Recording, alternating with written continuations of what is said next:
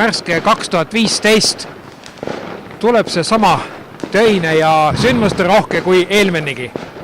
Jah, kindlasti selleks, et see aasta on see, kus tuleb kõik mõtted ja jõud suunata selleks, et saada eurorahadest rohkemat Haapsalusse ja isiklikult on mul väga hea meel, et oleme kirjutanud alla lepingu, et Uriah Heep tuleb esimese täismõõdulise vabaõhukontseriga Haapsalusse. Mõni uuaasta soov, et Haapsalu linna poolt ja Haapsalu linnapea poolt?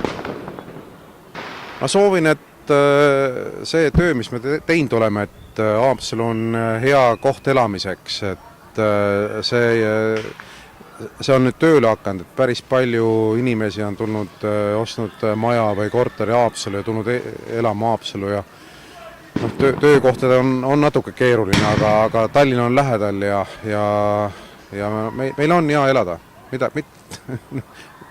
See on tõsi.